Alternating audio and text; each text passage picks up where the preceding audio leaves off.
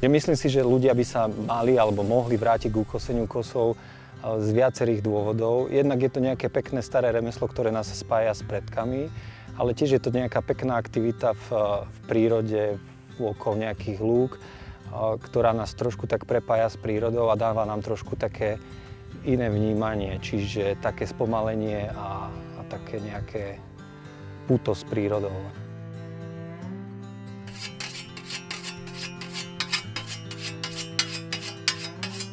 Rád kosím kosou, pretože čo sa týka aj fyzickej, aj duševnej stránky, tak v tom vidím také uvoľnenie.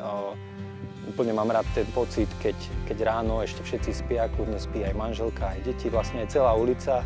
Vyťahnem si tú kosu, je to tichučké, okolo mňa štebúcu tie vtáčiky, je tam tá trávička, ja vidím niekedy bosý, niekedy proste tak, ako sa mi chce.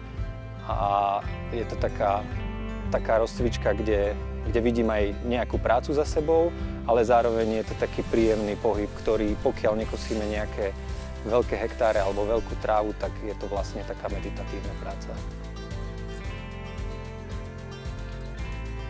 Najčastejšie chyby, ktoré začiatočníci pri kosení robia, často vyplývajú aj z toho, že vedia o tom ako keby veľmi málo, zoberú nejakú starú kosu niekde z povaly, k tomu nejaké staré kosisko, začnú kosiť a tá kosa im nekosí a veľmi sa s tým trápia. Čiže pomôcť sa tomu dá tak, že buď si niečo na internete naštudujú, dneska už sú na to nejaké návody, videá, alebo prídu na taký nejaký kurz, kde im dáme takú kosu, ktorá im bude sedieť, ktorá bude ostrá a ktorá by mala kosiť.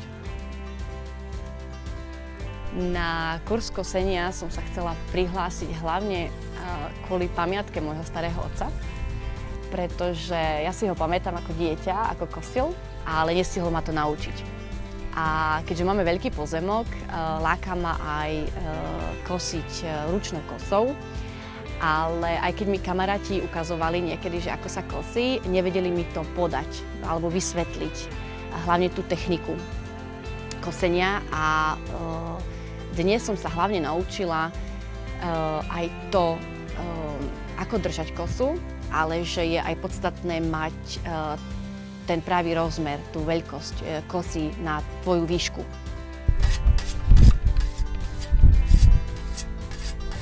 Ja už som s kosou kosil v minulosti, aj keď pochádzam z mesta, ale nikdy som svojich dedov nevidel kosiť.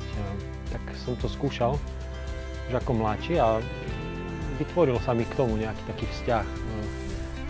Vzniká tam také prepojenie s tou zemou pri tom kosení a je to aj forma takého relaxu.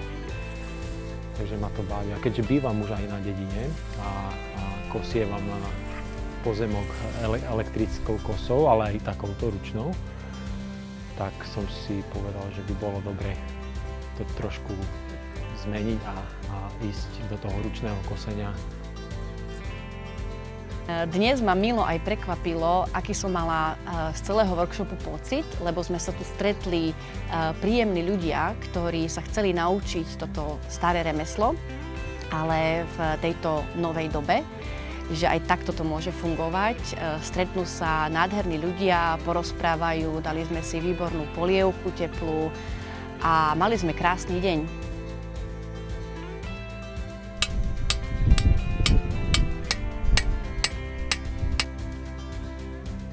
Medzi kosením kosom a krovinorezov okrem hluku je teda taký rozdiel, ktorý mám teda aj od nejakých starých gazdov potvrdený, že krovinorez na rozdiel od kosy trávu seká, drví. Čiže tá tráva, tie steblá sú ako keby roztrhané, ťažšie sa zahoja, do toho rastu ide tá tráva potom neskôr.